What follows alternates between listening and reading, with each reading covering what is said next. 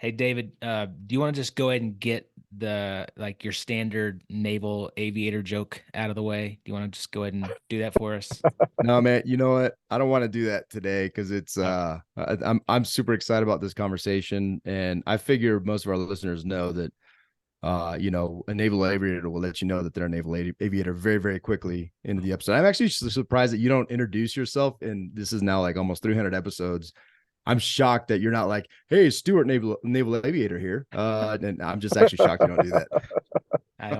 I don't find my identity in being a previous naval aviator, but Yeah, yeah, yeah. That's what you there's that's what you say every time you tell somebody you're an aviator. I don't find my identity in this, but just so you know, like I flew helos and a number of platforms in the Navy. Not important. I just want you to make sure we get past that. Yeah. Okay. yeah, But it's not yeah. about you or me, Stu. It's not about you. That's true. That's true. We have Kegan Gill on today. Kegan, man, it's great to have you on. I appreciate you taking the time. And man, what an incredible story you have. I'm excited about getting into it. So like just let's just get into it. For our listeners. Who is Kegan Gill and what do you do? Well, thanks for having me on, you guys. Yeah, so I'm a former naval aviator, just to get that Boom. out of the way. There you go. I flew F-18 Super Hornets in the Navy, and I managed to survive the fastest survived ejection in the history of naval aviation, which isn't necessarily a record you want, but with that came a lot of hardship and struggle, which is kind of why I think I'm here today, is to share that journey back to where I'm at today. Talking to you, looking you in the eye, because it's been an adventure to say the least. Yeah, man, if you don't mind, and I would we both had listened to the podcast you did, the 4-part series on, I think it's Medevac podcast, which you went into detail in your story. And I'd love for you to just kind of give our listeners that story, because what a Yeah. fascinating, incredible story. But also, I was just reminisce. I was just thinking, Stu, one just a quick plug on saying hello. Stu and I are, I don't remember how we even connected with Alex Racy, but a local guy, hardcore, like badass dude that like Oh does like yeah. crazy stuff, right? And we connected with him through some hellos, and today we have Kegan on because of a hello with Racy, who had a hello with you, who had a hello with us, man. And so I just really want to encourage folks, your life can be so much more rich through these hellos. And this podcast, it just kind of No hit me doubt. that this podcast is an outpouring of just being willing to say hello. And you're rich. My life is so much more rich, and I'm just like super excited about this podcast episode, because like I said, the story is gonna, any of our listeners is gonna suck you in immediately. So yeah, I turn it back over to you just to kind of give us, that scenario, what happened that day, and run it down for us. Yeah. And yeah, thank you to Alex Racy, just like a serious superhuman. Um, just in a 5-minute conversation with that guy, he was giving me life recommendations on fitness stuff that I had no idea about, and just incredible superhuman. So shout out to that dude. He's freaking awesome. But yeah, my story, um, I guess I'll just start kind of on that day that this all went down. It was January 15th, 2014. I had already completed naval flight training. I spent 2 years getting my wings of a naval aviator, and then I selected the Super Hornet platform, the F-18 Super Hornet, headed to Virginia Beach to VFA 106, where I trained for uh, the course of a year to get qualified in the F-18. And I had been picked up by VFA 143, the Pukin Dogs, out of NAS Oceana in Virginia Beach. So on this day in January, I had been in the squadron about 8 months. So to put that in perspective, I was no longer the FNG, but I was definitely still drinking heavily out of that fire hose and knowledge to catch up and figure out what was going on, because that world is incredibly complex. Um, but I was starting to get my feet under me.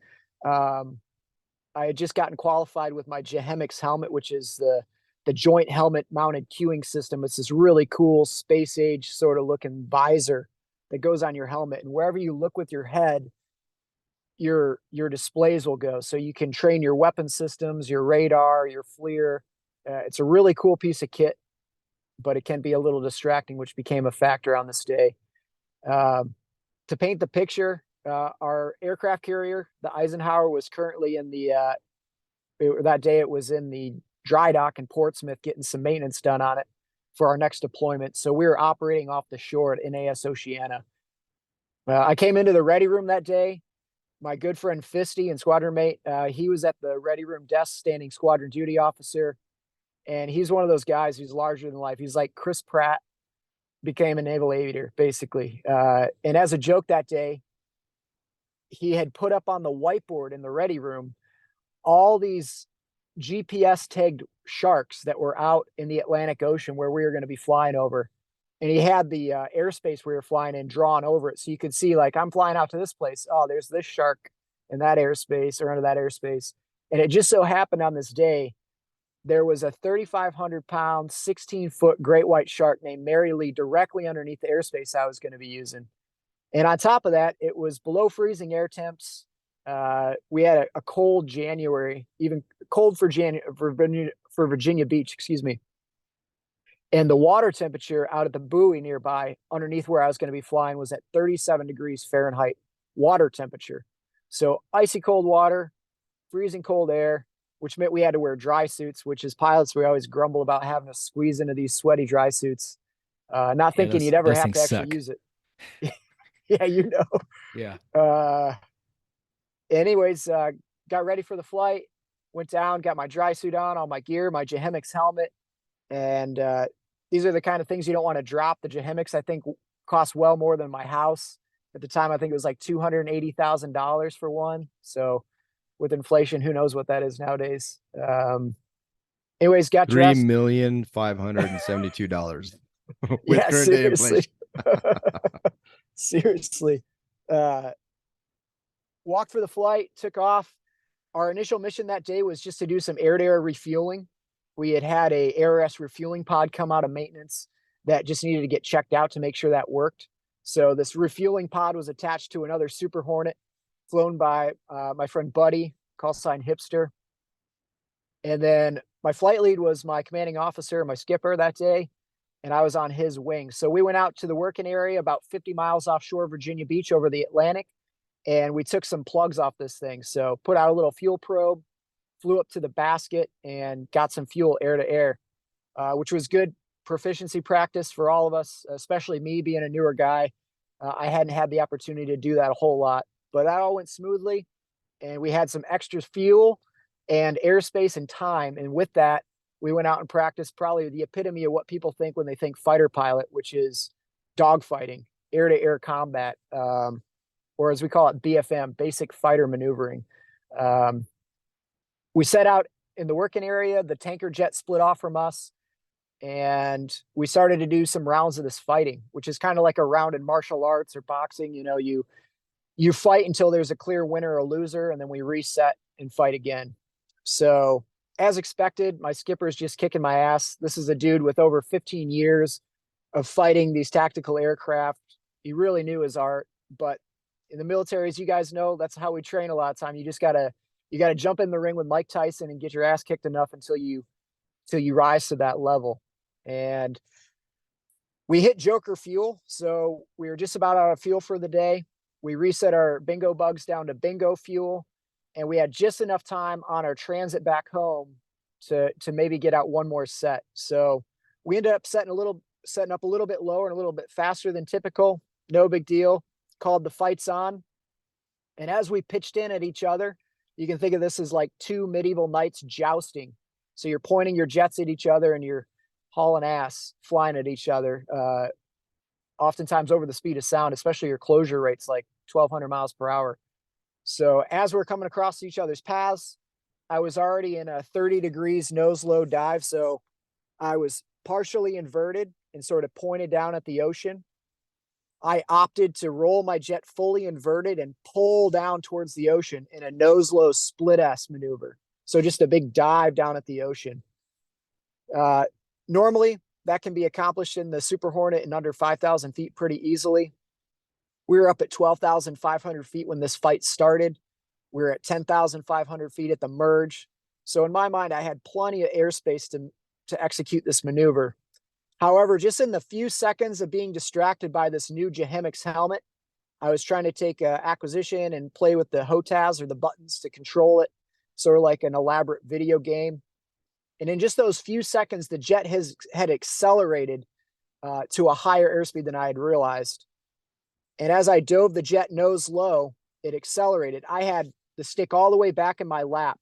So I was pulling about 7.5 Gs. So say my head and my helmet combined weighed about 20 pounds at 1 G. So just standing on the ground at almost 8 Gs now, that's like 150 pounds on just my head. Not to mention my body now weighs almost 1,500 pounds. So you can feel that throughout your whole body. And as I hit bullseye nose low, the aircraft had accelerated to a point where it enacted this logic called the G bucket. Now, the G bucket is designed to prevent overstresses of the aircraft when there's bombs on the wings. Now, there were no bombs on the wings. However, somebody that had flown the aircraft prior to me had programmed it for an air-to-ground mission. So it had programmed simulated ordnance in the computer.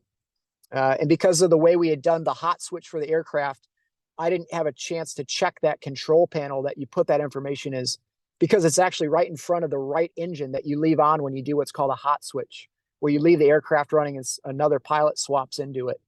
So I didn't realize that, nor would I probably even made the connection, but basically the aircraft thought there were bombs on the wings that weren't there.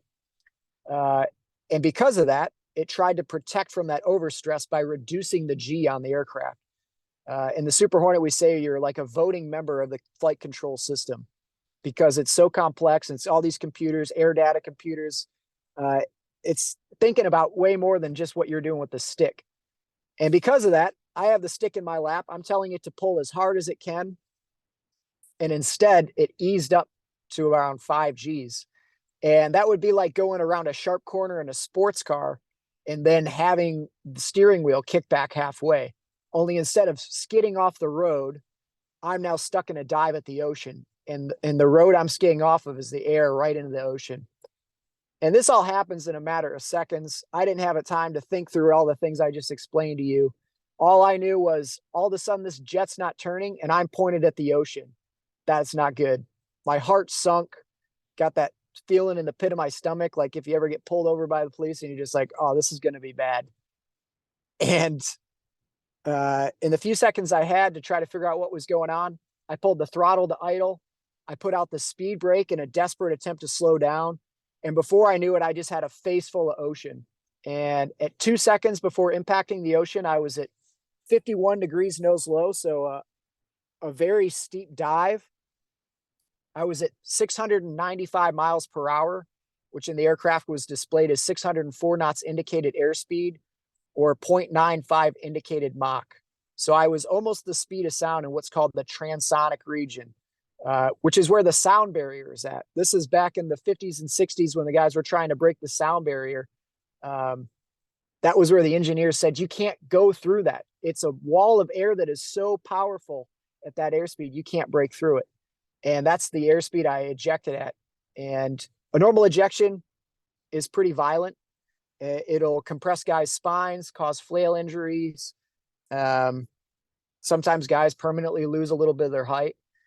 I was well outside the envelope of what was supposed to be survivable, but I didn't have any other option. And at 2 seconds before impacting the ocean with the jet, I pulled the ejection handle. Coming out, I impacted that airflow, impacted the sound barrier with my body, and it ripped my helmet off my head, smashed my head, giving me a severe traumatic brain injury, or like a bad concussion.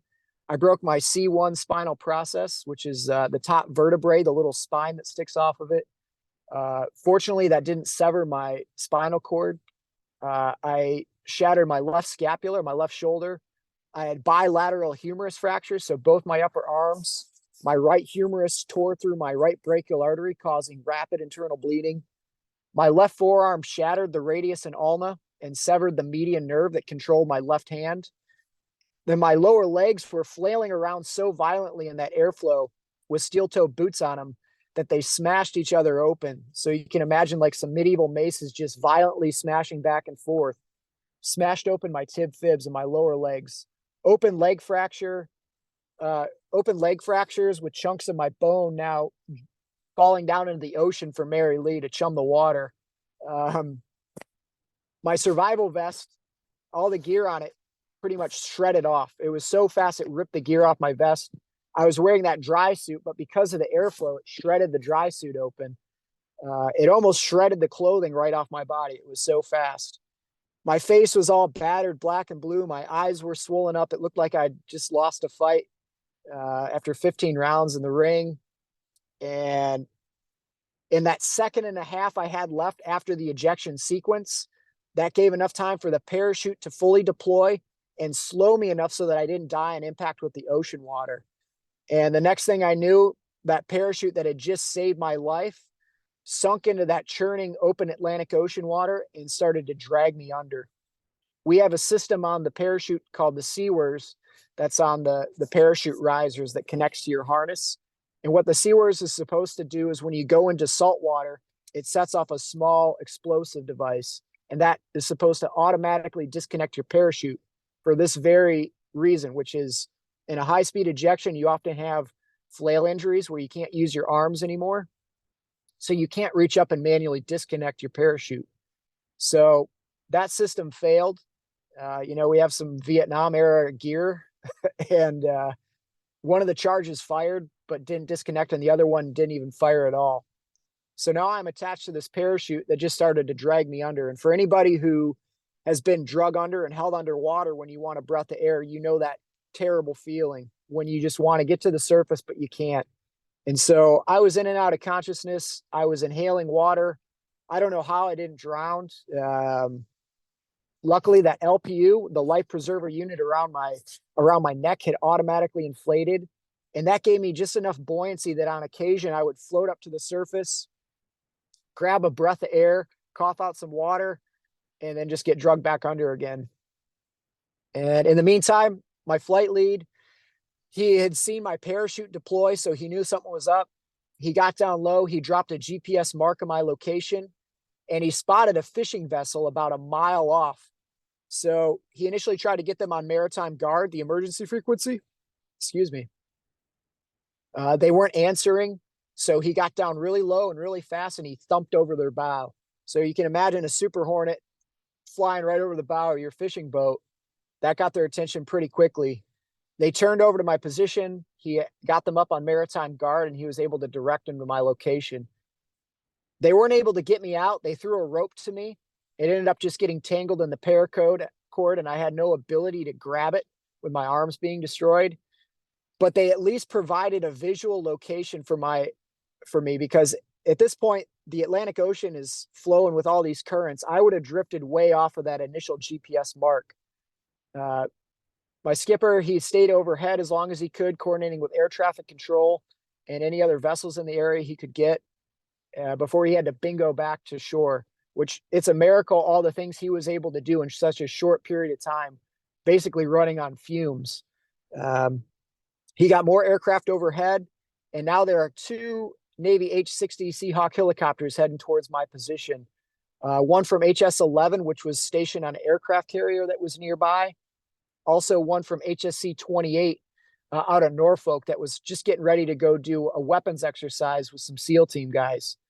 The HS-11 helicopter actually showed up first.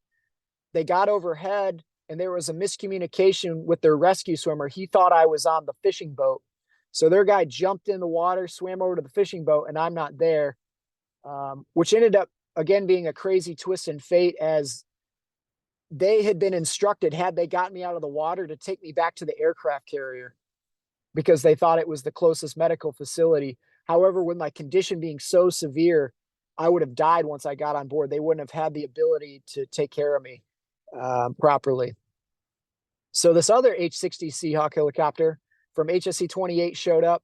They saw that first rescue swimmer swim towards the boat, and their pilot actually spotted my little bobbing head. They said, "Hey, he's not on the boat. He's over here."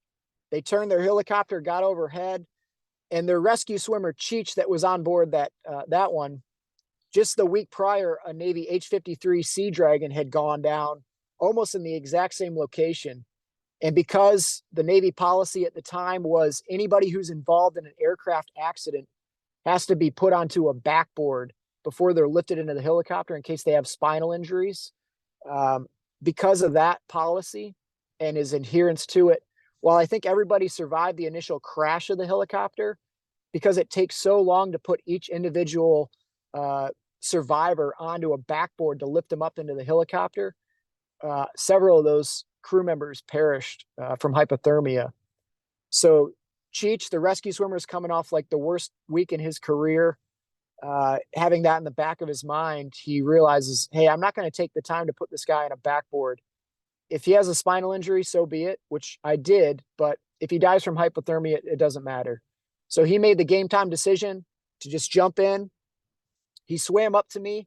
He said he hooked into me and he got drug under with that parachute with me. And he said he looked down, and he had done this in the pool where he had been drug under, and he just sees the bottom of the pool.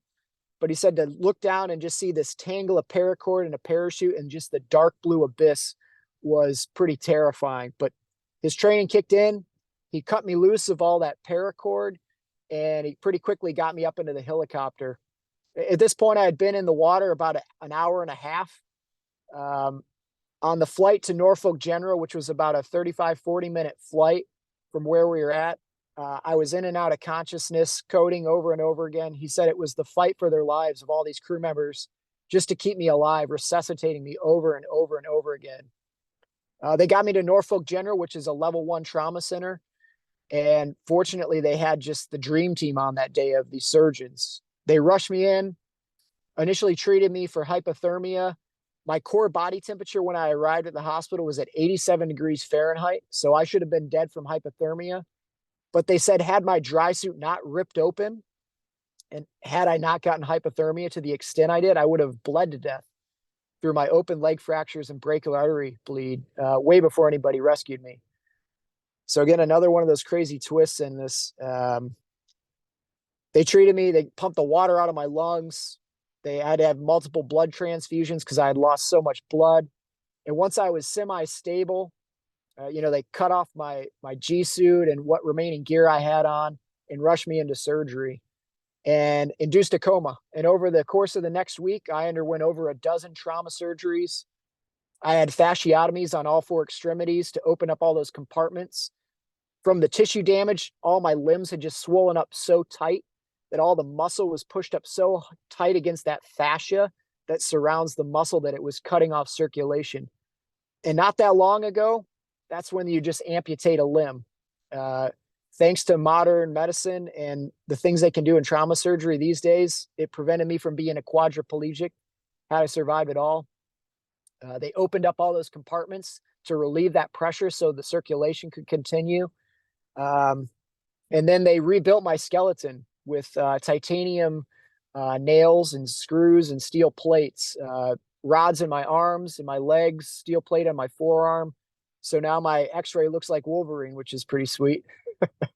I then at this point, They make I any went through all taller these- or anything? Like, did they add any like oh man, any budget height cuts, or muscles or anything? I don't know. No, I had to do all that after the fact. There you go. Hydraulics or something, man. That'd be cool. Yeah, bionic style. If it was the Reagan years, they probably would have done that stuff, Budget cuts though. Anyways, they got me back in one piece. I had a brachial artery bypass on my right arm to get that blood flow going good. And at this point, they're trying to get me out of the coma after a week of all these surgeries, and I'm just not coming to. All my squadron mates are at the ICU waiting room along with my family, and they're just kind of wondering, is he going to live? And the same guy who actually right before my flight, one of the more senior pilots in the squadron, Basil, had come up right before this flight, and he said, "Hey, man, you just haven't done anything dumb enough yet to earn a call sign." And sure enough, now everybody's in this waiting room wondering if I'm going to live. And he goes, "Oh, he's a scrappy motherfucker. He'll be fine." And so they took that and shortened it down to a makeshift acronym for SMURF, which the politically correct cover story is I'm a short guy who turned blue from hypothermia in the ocean. Yeah. Oh man. So I finally at least earned a call sign after that. And another week had gone by. They didn't know if I was going to live, if I was just going to be brain dead vegetable. And one day, after about 2 weeks, the lights just started coming back on. I had I had no recollection of what had happened. I didn't know where I was.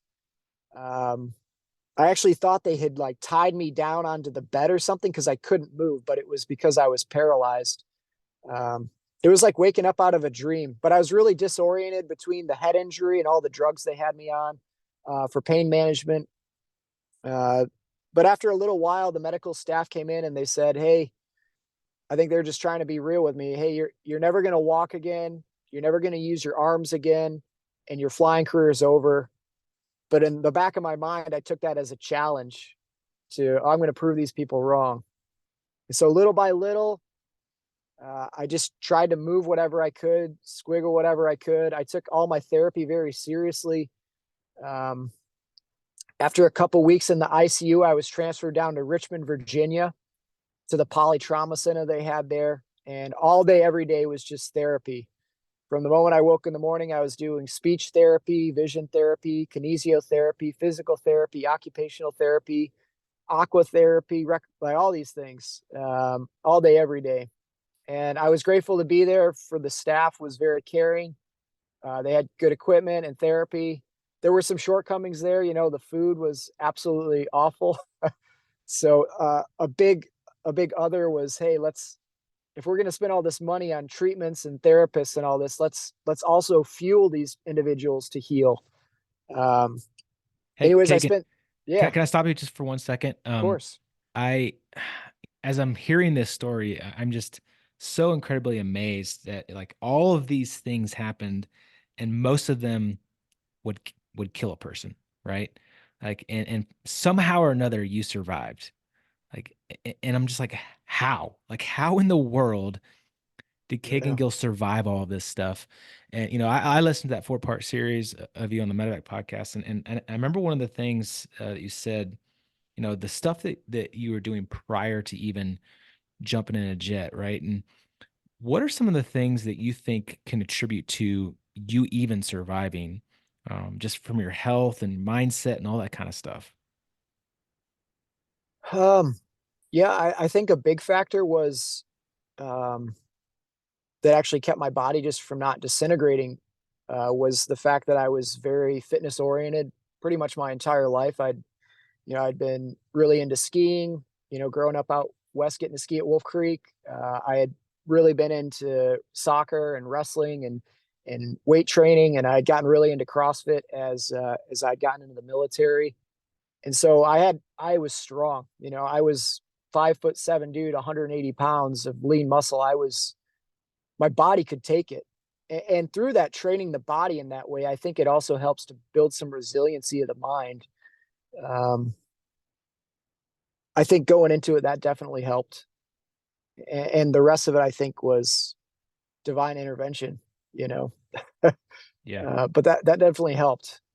Yeah, for sure, man. That's I was hoping that that was your answer, because I think that a lot of people take their health for granted, and their No fitness doubt. in general, and just how much of an impact that has on a crazy situation that you would have never planned for, and just the idea of just being healthy, man, being fit, being of the right mindset, and being resilient, putting your body through hard things and stress. I think that's super important to um, going through something like this. It's Yeah, no it's doubt. interesting. But okay, so back to your story. You're now awake and you're recovering. Um, what happens next in this fight for proving them wrong? Yeah, so at this point, they had me loaded on over a dozen pharmaceutical meds. I was on Initially, I was on fentanyl, Dilaudid, oxycodone, OxyContin, Tramadol, Trazodone, amitriptyline. Just the list goes on of all these things they're giving me to help combat the pain and help me sleep. Um, they gave me one And called gabapentin or Neurontin. Oh yeah, go ahead. those aren't like light drugs either. No, these are all pretty heavy duty, and they were giving me lots and lots of them. All in large part to combat a lot of the nerve pain I was having was excruciating, especially in my left leg and foot. One of the nerves had gotten damaged down there, and it was causing this extremely painful sensation, like 10 out of 10 pain to randomly pop up. And sometimes it felt like my foot was just being crushed. Other times it felt like it was on fire or being electrocuted, or sometimes combination of all the above. And it didn't really seem to matter what they gave me. None of it was doing much. And then one day this guy showed up. He was a doctor, but he didn't look like a doctor. He had long hair. He had this like real chill vibe about him. He wasn't sort of the common sort of pretentious doctor buzzing with assistants that would come into there. Not all of them were bad, but some of them were a handful. Anyways, this guy comes in, super chill. He's got this little tote with him, and he goes, I need you to sign this. If you want to try this, I think it's something that could help with your pain. Now, in all those meds that they had me loaded up on, I was on like 2,400 milligrams a day of gabapentin, which is like a ridiculous dose of that stuff, plus all the other opioids and everything.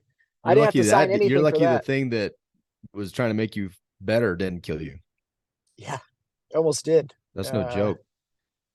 And anyways, he comes in and he's got this thing. It's called prolotherapy, which if anybody's out there suffering with chronic pain, look up prolotherapy. All it was he took out a bag of glucose, so sugar water, and a little hypodermic needle. He filled that syringe up, and then all along the areas of my leg where I was having this just severe pain, he injected these little pockets of the sugar water subcutaneously. So it looked like just little mosquito bites underneath my skin, little bumps all up and down my leg and my foot.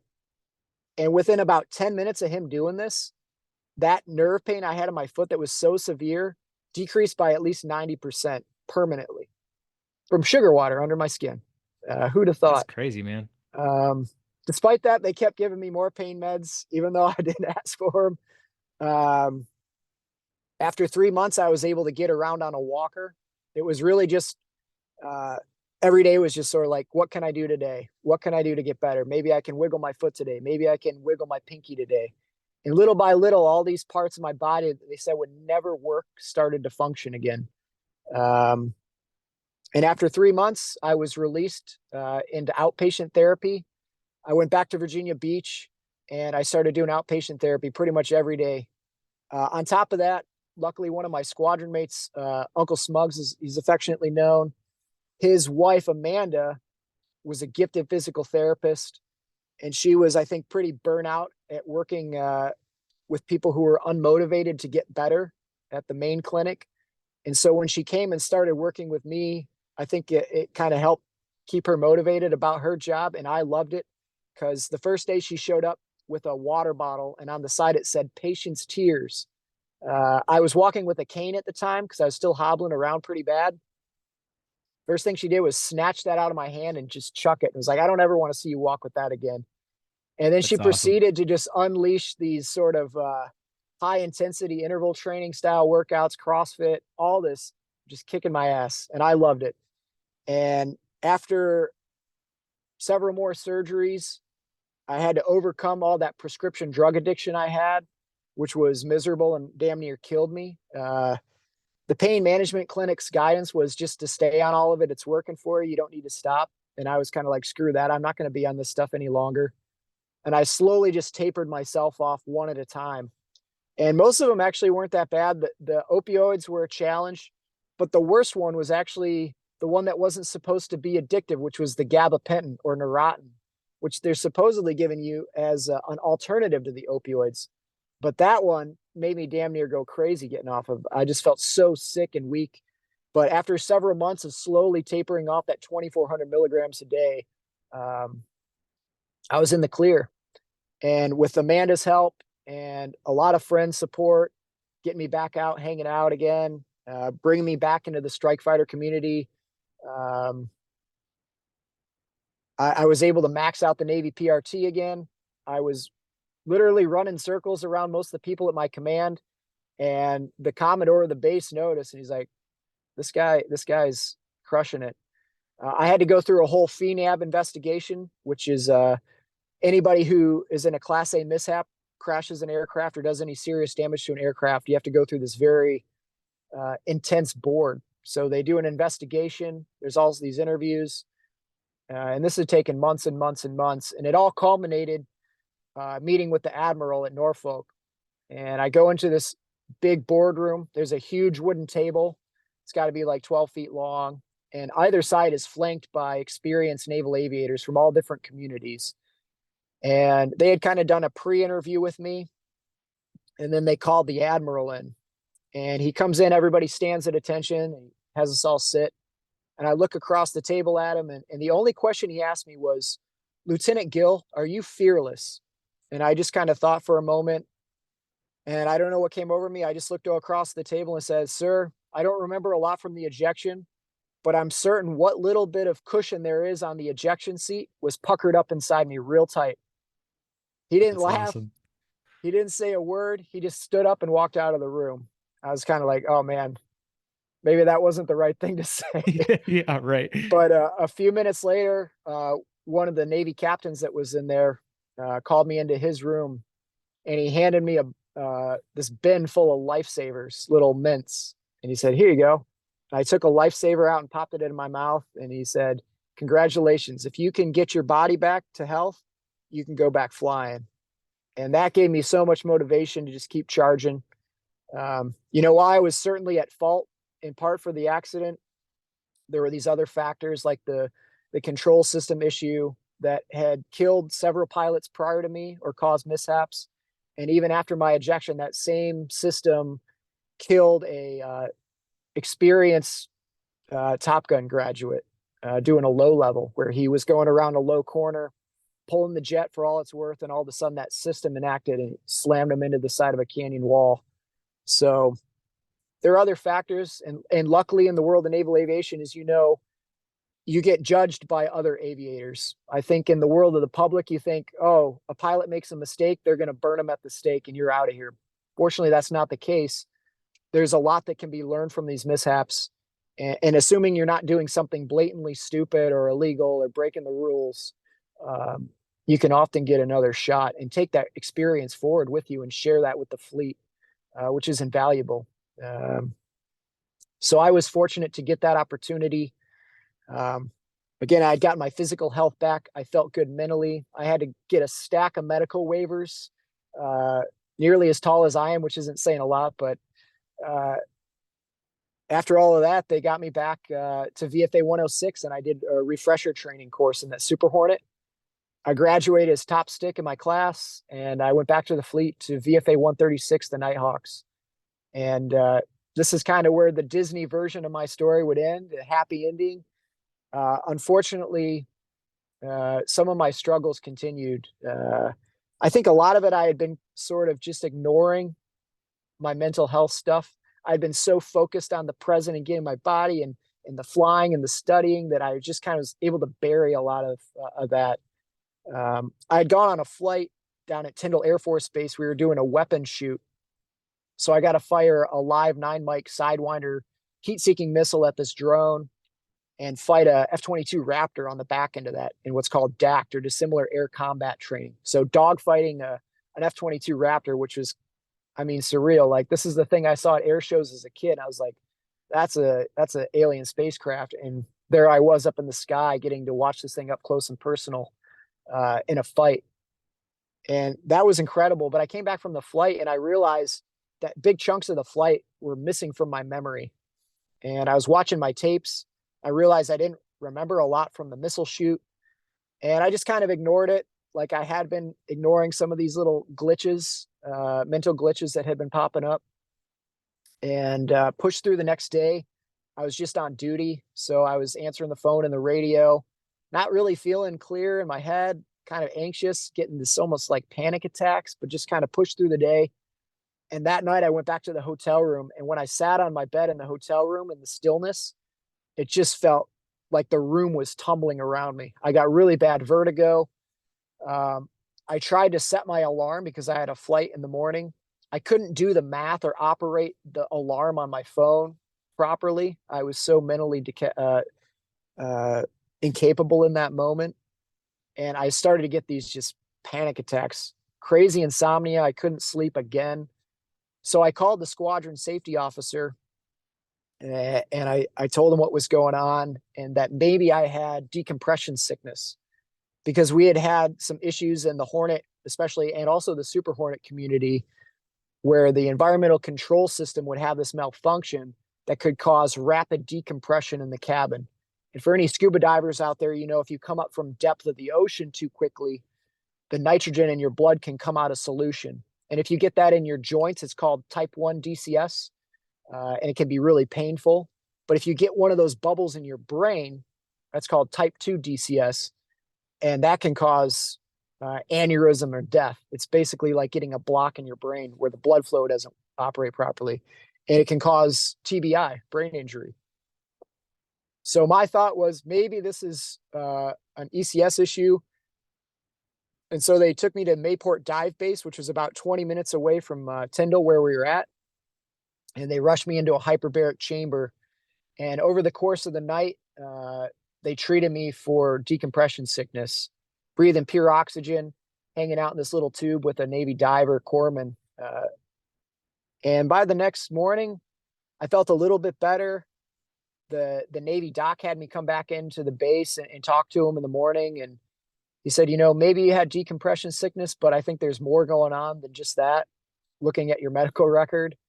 And so he's like, when you get back, I want you to see the doc, which, as you guys know, in the military, you don't want to have to see the doc, because that could be the end of your career. But I knew something wasn't right. And when we got back to Lemoore, California, where the Nighthawks were stationed, I went in kind of reluctantly to see the flight surgeon. And before long, they had me see in the psychology department, and I had a delayed onset PTSD diagnosis, which I think was probably part of the issue. But the TBI piece was really overlooked. And I think had that been treated differently at the time, I might still be flying for the Navy. But the approach largely was initially just see psychology. They gave me some apps on my phone to do this cognitive behavioral therapy app and this other app and this app. And then all my meetings were basically just come in and tell them how the app went. And that was incredibly frustrating, because in my mind, I have this serious deficits. I have this crazy anxiety and this paranoia that's developing, hypervigilance, and I can't sleep. My insomnia is out of control. And all you want to do is give me some apps. Well, that progressed to like, and okay, more meds, right? And yeah, this is where the meds came in. Like, oh, well, these apps aren't working and our little talk sessions aren't working. So here, how about you try some of these psych meds? And that's where things really spiraled out of control into insanity. The meds didn't help, except maybe briefly. They suppressed some of the symptoms, knocked me out at night. I'd get a little bit of sleep, but the same problem kept happening is my body adjusted, and then I needed more meds and more meds. And before long, I was going in and out of full-blown psychoses. So anybody who's ever seen A Beautiful Mind with Russell Crowe, where he creates this whole elaborate world around him that's not actually happening, that's what was happening to me. I thought I was being hunted by government assassins. I stopped eating and drinking because I thought it was being poisoned. I was, in fact, being poisoned by the government, but it was through the little pills that I was being prescribed. And the insanity of it all was, the more I went in and said it's not working, the more of the meds they gave me, primarily one called Seroquel, or quetiapine, which is an antipsychotic that was prescribed to me for my insomnia. But over time, I needed more and more of that. And with more and more of that came worse and worse side effects. My wife had just had our little boy. He's a newborn baby. She's trying to take care of a newborn baby. And now she's got me, a full-grown, capable adult who thinks he's being hunted by assassins 1 minute to the next. And so it was incredibly stressful for her. The treatments they were offering were just making things worse. Eventually, I was medically retired from the Navy after a long battle through a medical board, which I jokingly call is the bureaucratic equivalent of the Indiana Temple of Doom. It's riddled with these booby traps for you to fall through. Luckily, I had the support of my command. I had the support of my wife. to help navigate that whole thing. Had I not had them, I would be homeless or dead, no doubt. But as this progresses, I'm just broken. I'm losing my career. All hope of going back flying kind of got killed with these psych meds, and I was just broken and in and out of these psychoses. And one night, I don't know if it was actually thunderstorming or if I just imagined it, but it was this dark, stormy night. My wife and my little boy are sleeping next to me, and I kept a pistol in my end table next to the bed. And I was so miserable. I felt like I was letting the guys in my squadron down. Like this was all just in my head. Like, why can't I just get over this? This isn't even a real thing. This is just my imagination. Why am I so screwed up? Uh, and I got really depressed, and I was ready to see what that pistol tasted like in my mouth. I wanted to know, what does the gun oil taste like on my tongue? What is the barrel going to feel like on my teeth? And as I'm reaching for this, I just look over at my little boy sleeping next to my wife. And I was like, I can't have them wake up to that. And so I put the pistol back and I laid back and went to bed. But had they not been there in that moment, I wouldn't be here. Um, Eventually battled through that medical board. I had to have my case appealed.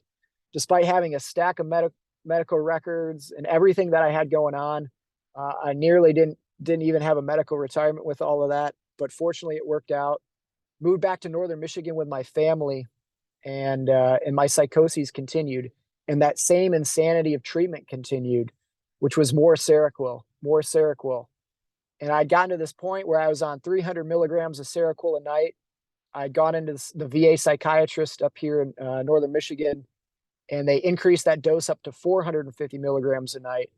And within 2 nights of increasing the dose to that high, which is a truly heroic dose of that medication, my wife came home from a job interview, and she heard me rustling around in the house. And when she came in, she found me. I had shaved off all my hair in chunks. I had shaved off my eyebrows, what facial hair I had at the time. I was completely naked, except I had a black plastic garbage bag tied around my shoulders like a cape, because I thought I was like a superhero, like Batman or something. I'm not And I trying to was going to laugh, go. man. No, it's funny now. And I think even my wife was probably like, oh my God, I had to laugh in that moment. But I thought I was going to go fight crime in the snowy Michigan weather dressed like that. Uh, Anyways, my wife loaded me up in her car, drove me the hour into Traverse City to the emergency room. And I spent, I think, a couple nights in the ER, just having a full up out of body experience. I was traveling through space and time and just completely out of my mind in this little plexiglass room they had me in. They ended up loading me into an ambulance and driving me down to Battle Creek, Michigan, which is about 4.5 hours from where we live. And so my wife loaded up our little boy. My mom and dad came down, and not knowing how long we were going to be down there, my wife applied for the VA caregiver program, was denied that, which is supposed to be for spouses that have to take care of their significant other in a similar crisis. She was denied that, which would have allowed her some money for a hotel room.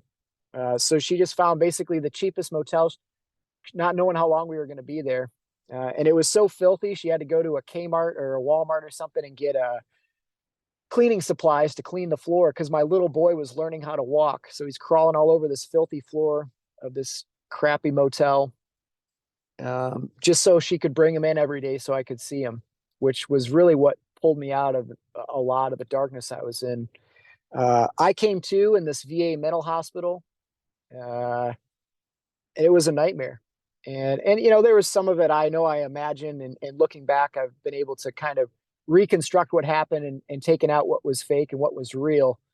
But one thing that was very real was you're confined in this small space. You are treated less than human by much of the staff. You're just a crazy person at this point. You're literally dressed like a prisoner in prison scrubs. You're being fed prison food, just nutrient void garbage. And every 15 minutes, somebody comes into your room in the night to wake you up with a flashlight to make sure you're safe. These are all the things that you would do to an enemy combatant to break them, to make them comply with you. sleep deprivation, confinement, treat you less than human. We were lucky if we got to go outside once a week into a concrete yard that was surrounded by these 8-10 foot tall metal gates. And that was our outdoor experience. There's no exercise, there's no nutrition. And instead of trying to break you for information, what it seemed like was they were trying to break you in order to get you to comply with whatever pills they wanted to put you on. I had met with the psychiatrist there. We had agreed to one medication, but when they handed me my meds, it was full of a bunch of other meds that I didn't know what they were. And when I tried to say, I don't want to take all these things that I don't know what they are until I see a psychiatrist, it was immediately I was non-compliant. Despite being voluntarily admitted there, I was not allowed to leave when I wanted to leave, seeing that this place was not the place for healing at all. I mean, you take a fully capable 20-year-old in the peak of their fitness, from the special forces community or pilot, and you put them through SEER school. If you sleep deprive somebody, deprive them of nutrition, and confine them, within a few days, those people start to have mental breaks. They start to have visual and auditory hallucinations. Now you take people that are already in their darkest moment, you do the same stuff to them, and that's somehow supposed to help them get better. It was just complete madness. I was so frustrated that I ended up planning an escape. One night when one of the staff members came in and shined that light in my face again, depriving me of sleep, I ran out into the hallway and I pulled the fire alarm. My thought was they would let us outside, and those of us that were with it could make a run for it. A lot of the people there were so drugged, they were just completely out of their minds, and broken. They would have just herded them back inside like sheep. But there were some of us there that did not want to be there, that wanted to get out. And unfortunately, I think somebody had tried this trick before. They didn't let us go out. All they did was call the base security. They ended up injecting me with a medication called Haldol, which made me feel like there were ants or insects underneath my skin trying to burrow their way out. All I wanted to do was tear my skin off and run and scream up and down the halls. I don't know what else they put me on after they injected me with that stuff. But within the next day or two, I remember I could barely walk on my own. I was literally drooling on myself, and I got called into this office with a woman that was supposed to be my legal representation. And she had a stack of paperwork. And despite the fact that I could barely recite my name, she had me scribble on these documents, which ended up declaring me mentally defective permanently. It also stripped my constitutional right to bear arms. I'm no longer allowed to own or purchase a firearm. I lost my concealed carry permit because of that. And now if I'm ever pulled over by law enforcement, I come up in the law enforcement information network as if I had committed a crime. Again, I had not committed any crime. I had not been violent. All I had done was I was an American veteran that tried to go and get some help. And instead, my life was just destroyed. Eventually, my family was able to get me out of there, only because both my parents had worked in healthcare and my wife was a nurse. They were able to vouch that they would take medical custody and they could provide the care I needed at home. All the other guys, almost everybody else in that place, they don't get that opportunity. So I was lucky to escape at all. Had I remained in there much longer, I probably would have killed a staff member out of frustration, or I don't know, just be completely zonked out on the drugs they were giving people and there by force. I was fortunate to get out, and I was just a broken human when I got out. My wife said, "You're not the same person anymore." It just broke my heart seeing what was going on in there. To all these American veterans that had served their country, and that's the way they got treated, is truly atrocious. Yeah, maybe the VA's gotten better since the Vietnam era, when you would come back from war that you got drafted into, loaded up with morphine, and then wheeled out in a wheelchair, missing limbs, and say, good luck with your life. Yeah, it's gotten better than that, but we still have a long ways to go. Somehow I managed not to be divorced from my wife, though that was definitely on the table. I was just an angry shell of a human. The only emotion I ever felt was anger, if anything. Most of the time I was just numb. My little boy would come up to try to play with me, and I would just tell him to leave me alone.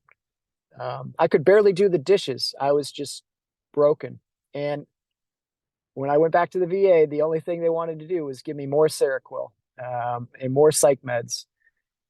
And so, with what little mental capacity I still had left, I stumbled upon a book called How to Change Your Mind by Michael Pollan. And that's when I discovered the world of uh, psychedelic therapy. And then over the course of the next couple years, I was fortunate to get the opportunity to partake in some of these indigenous medicines, which um, gave me my life back, and gave me new hope for life. And not only did it heal my brain, a lot of these substances, like iboga or ibogaine, psilocybin, ayahuasca, these things have chemical components that help your brain create neuroregenerative properties. So they essentially can help put your brain back into a mode like it's at when you're a toddler, and help your brain regrow, which helps tremendously with brain injury. Um, but it also helped heal me on a deeper level, a spiritual level. It helped heal my soul from everything that I've been through. And it wasn't just a matter of going and doing these medicines. It was also the matter of integrating what I had learned after the fact to improve my habits, my health, and my day-to-day life, my mindset. And little by little, though, these things helped me rebuild. I was fortunate to go to a TBI clinic down in Dallas through Defenders of Freedom, and the Resiliency Brain Clinic down there. And after a 2-week TBI clinic, so much of my mental faculties had returned in just 2 weeks. And to now know all the things that I've been exposed to, these sort of the hidden back door of medical treatments, if a lot of these could be allowed and available to active duty service members and others, how many people not only could still be in the military, we could improve retention, we could improve performance if we were trying to optimize people's health with little check-ins every year or two, where you get to go through some of these clinics to kind of help shed everything that comes with being in the military off. And I'm not talking about having to do psychedelic therapy, but some of these TBI clinics, for guys that are in communities where you're exposed to blasts and gunfire or or just the stress, the chronic stress of the military world. We could optimize people's health that are in and retain a lot more seniority, a lot more skill, and knowledge in the military, which would be it would be an investment well worth making. But since then, I went from somebody who could barely do the dishes to I've written a book, which is currently under review with the DoD. Hopefully will be out in the next year. I've been doing a number of speaking gigs. I've been competing in ultra endurance events. So I've been getting my body back. I've been getting my mind back, and I can't be more grateful. And despite all the hardship of it, I'm thankful for it all because it's made me who I am today. And now I've got 2 beautiful little kids, a family, my wife, and like you guys were saying at the beginning of the show, these connections. And it's a lot of these connections that have helped pull me through this stuff. Anyways, that's most of it in a nutshell.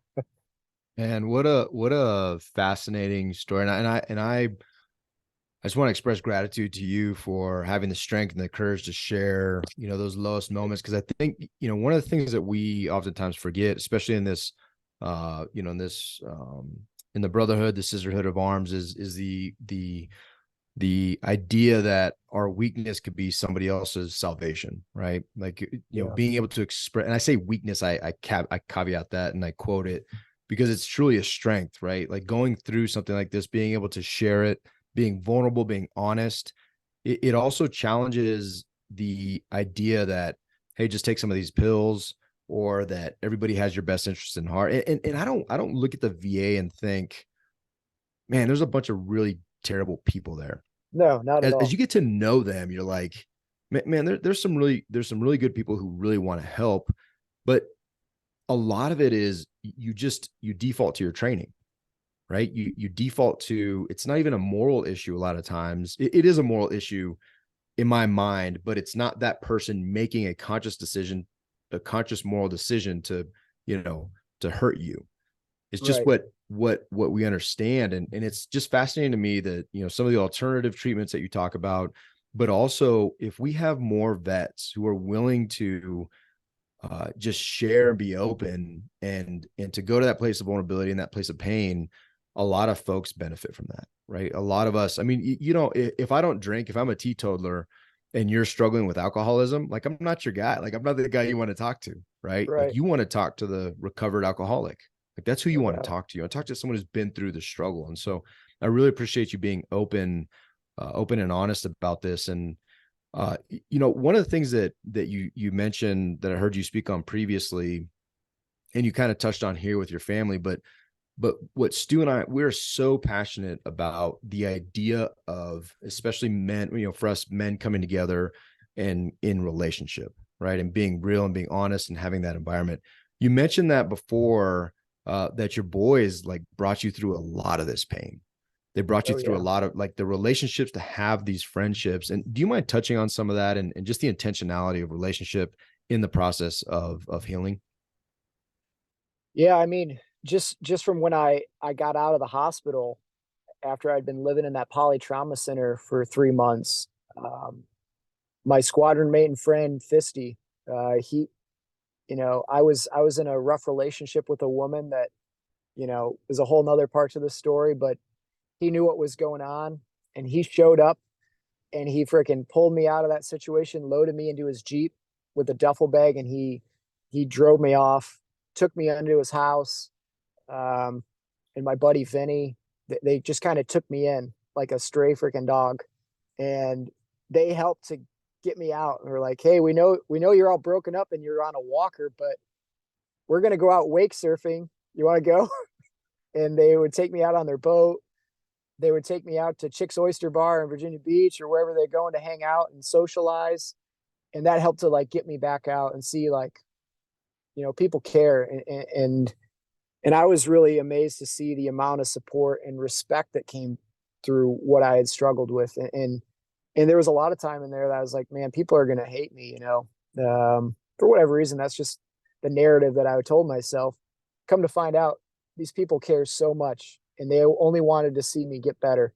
Um, and then down the road, as I was really struggling, um, I kind of cut my squadron mates off. Which is no fault of theirs. It was me. I was so ashamed that I'd gone through all that and then wasn't able to be there and be part of their squadron. And so I had largely cut those guys out. But at the same time, I had also reached out to some of the nonprofit organizations that are out there.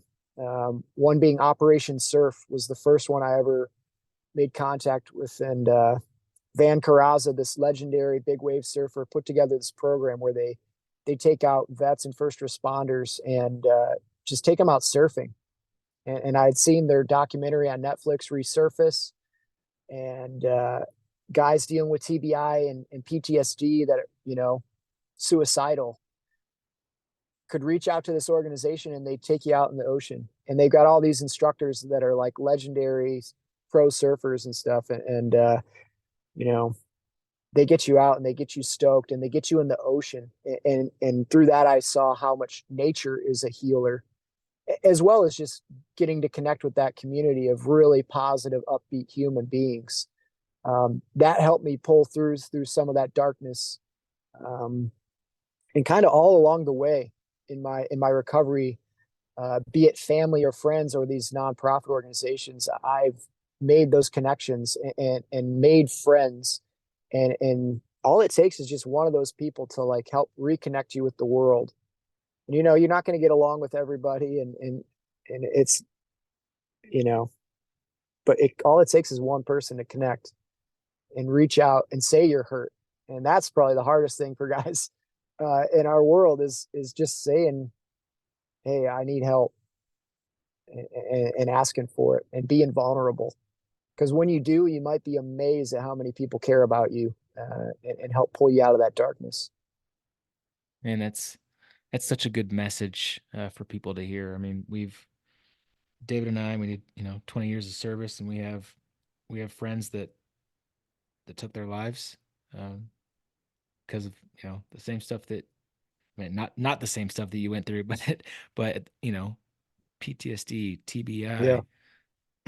TBI, anxiety, depression, like all these challenges that veterans have, specifically people that are leaving the military. So what do we tell these people? What do we tell the military and the veterans that are struggling in these areas of thoughts of suicide? And how do we defeat this? How do we defeat this crazy number of veteran suicides going on? Yeah, it's a serious challenge. And I've had the opportunity to speak with individuals, senior flight surgeons that got stars on their shoulders at the highest levels of the VA, and hearing their perspective on the VAs, and I totally agree with this. There's a ton of really good people working in the VA system and want to help and are there for the right reasons. But at the end of the day, their policies are set by their ties to the pharmaceutical industry and their business interests. And I don't think the pharmaceutical industry is out to harm people, but they are out to make money as a business and a corporation. They're legally obligated to do so. And to do that, they're going to do things that best help promote their products. And unfortunately, that means many of the policies at the VA are determined by what's going to make the pharmaceutical industry money. And I don't think they didn't intentionally set out to make it that way, but that's the reality of it. But really, the thing that I have hope for, I think the VA definitely helps people. I'm fortunate to receive some benefit through them, which has created financial stability in my life that would otherwise have led to me being, living under a bridge somewhere. Like, unfortunately, so many other service members who've done far more than I ever did in the military really are, living out on the streets.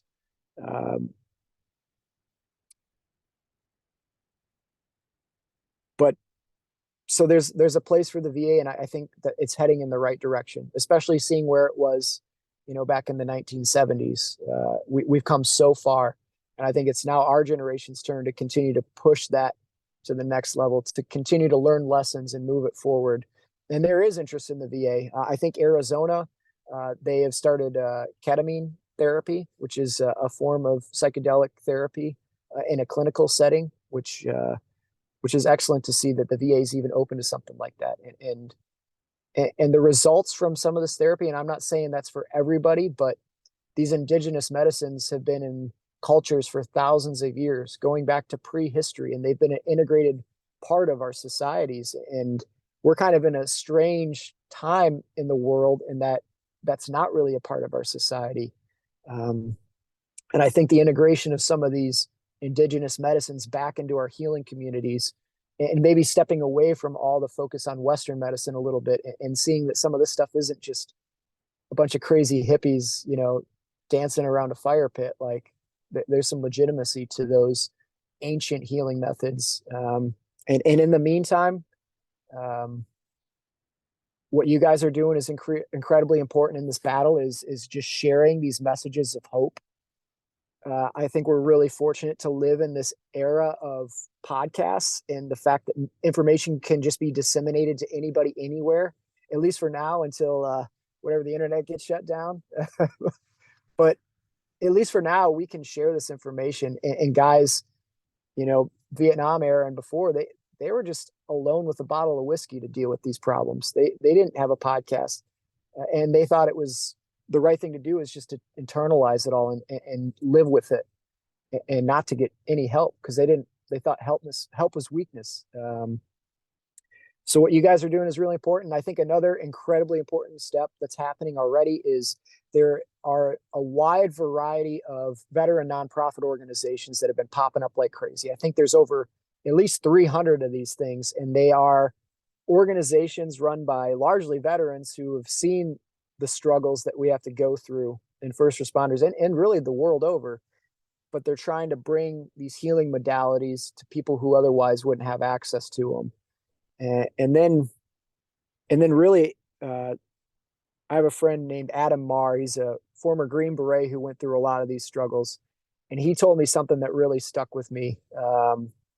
He said, be the captain of your own ship. And I think that's something that hopefully from today, anybody can take away from this is, one, try not to let that hope die.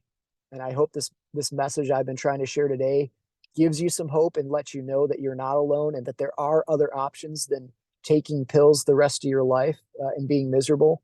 But then what can you do to improve your health? Be it maybe start going for a 10-minute walk a day, maybe cut out some caffeine, maybe cut back a few drinks a day, maybe cut out a few cigarettes, whatever is in your life that's unhealthy. Maybe just start reversing some of those steps. And you might be inspired as you go along that path and you regain some of your health. Maybe try to eat some more fruits and vegetables. Maybe try to get some of the processed junk out of your diet. And it doesn't have to all be all at once in this extreme thing, because that doesn't work. If you just strip away everything in your life and just try to replace it with some new deal of fad diet or whatever, that never lasts. But just what can you do to take some direction in your health, in your mental health, and maybe your spiritual health to get better? Because you have control of it. And don't let them kill the hope out of you where you don't think you do, because you do. Man, I love it, dude. I love ending on the high note as well. I think you nailed it. It's that there is hope, right? Like you've experienced things that I wouldn't wish on my worst enemy, and you've come through, and it's an amazing story.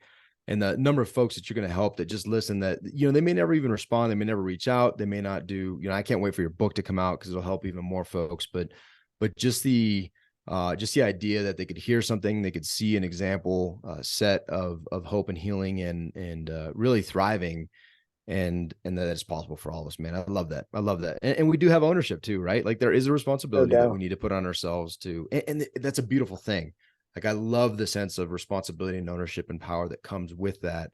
And so you take that, you share that, you get in a group, you get some, hope begets hope, and you can get better, man. I love it. And I just encourage all of our vets out there. Everybody's going through something, right? And if you're not a vet, you're going through something, and all of us do. And it's totally natural. It's totally normal. Nobody lives a perfect Instagram life, despite everything you're seeing online or whatever your favorite mechanism of voyeurism is.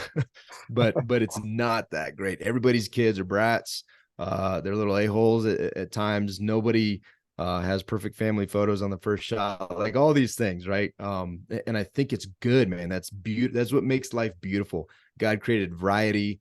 There's challenge, there's diversity, there's adversity, and we can grow from all those things. So dude, I love it. I appreciate you, and look forward to at some point getting to see you and meet you in person, man. This was a uplifting, beautiful conversation for me. And it just really generates a lot of hope for, as we look forward and continue to press. So thank you, brother. Thank you, David and Stu. I really appreciate you guys taking the time. You're doing some important work, man. Just talking about this stuff is a huge step forward. Yeah. Thanks, brother. Where can people get more of Kegan? Where we send people? How do they get in touch with you? And what are you excited about? What can we tell them to go check out? Yeah. You guys can follow me right now. I'm on LinkedIn under Kegan Gill. You can also check out Instagram at Kegan Smurf Gill. I'm in the process of building a website right now. I've also got my book in the works. The title is Phoenix Revival. I'm working with Dead Reckoning Collective, which is a veteran-owned publishing company. As soon as the DoD gets that thing out of the DOPSR review, which they have to review it for operational security purposes, they've had it for about 6 months now with very little communication.